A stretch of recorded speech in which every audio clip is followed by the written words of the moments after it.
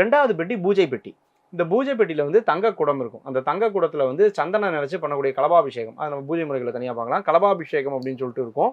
அந்த கலபாபிஷேகம் பண்றதுக்கான தங்க குடம் இருக்கும். வெள்ளி கட்டிய சங்கு இருக்கும், வலம்புரி சங்கு. பூஜா பாத்திரங்கள் கிண்டி, வெள்ளி கிண்டி, சங்கு, சங்கு கால், தூபகால், தீபகால், இந்த மாதிரி பூஜை பாத்திரங்கள்லாம் 2வது பெட்டியில் இருக்கும். இந்த பெட்டி வந்து ஒரு ரெக்டாங்குலர் ஷேப்ல இருக்கும், சதுரம். 3வது பெட்டி கொடிப்பெட்டி. இதுதான் ரொம்ப முக்கியமான விஷயம். இந்த திருவாவண பெட்டிக்கு அடுத்து முக்கியமானது இந்த கொடிப்பெட்டி தான்.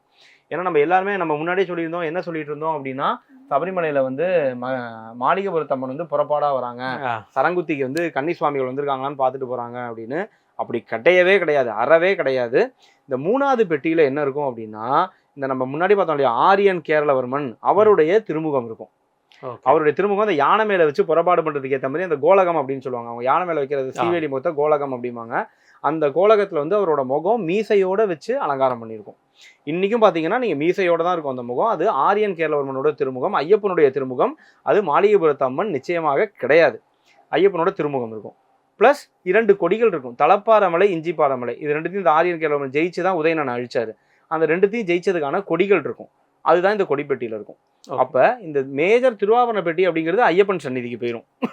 பூஜை பெட்டி அப்படிங்கிறது பூஜை பண்றதுக்கு தந்திரியோட இடத்துக்கு போயிடும். இந்த கொடிப்பெட்டி அப்படிங்கிறது இந்த மாளிகைபுரத்து அம்மன் சந்நிதிக்கு பின்னாடி மணிமண்டபம் அப்படின்னு சொல்லிட்டு ஒன்று இருக்கும் இன்னைக்கும் சபரிமலையில. இந்த மணிமண்டபத்துல தான் ஆரியன் கேரளவர்மன் வந்து ஐயப்பன் வந்து யோக நிலையை அடைந்த அந்த மணிமண்டபத்துக்கு இது போயிடும், இந்த 3வது பெட்டி. அந்த மணிமண்டபத்துல இவரோட திருமுகத்தை வச்சு அங்க 5 நாள், இந்த 5 நாளைக்கு மட்டும்தான் பூஜை நடக்கும். இதுதான் சபரிமலையில மகர விளக்கு உற்சவம் அப்படின்னு. சபரிமலையில வேறு உற்சவங்களே கிடையாது ஆதி காலத்துல இருந்து.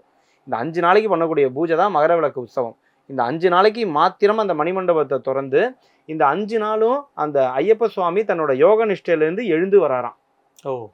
அந்த எழுந்து வரதோட சிம்பாலிக் ரெப்ரசன்டேஷன் தான் இந்த திருமுக மண்டலத்தை அங்கேருந்து யானை மேலே வச்சு புறப்பாடாக பண்ணி கொண்டு வருது.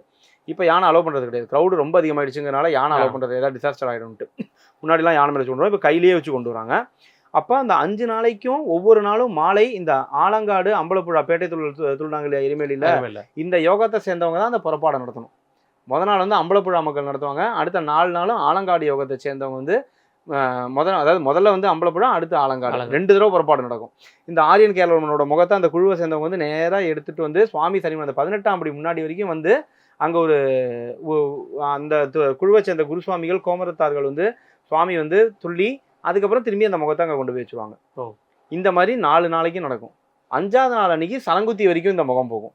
சரங்குத்தி வரைக்கும் போகிறது எதுக்காக அப்படின்னா, சுவாமி வந்து தன்னோட பரிவார கணங்கள்லாம் போய் அழைச்சிட்டு வராரு.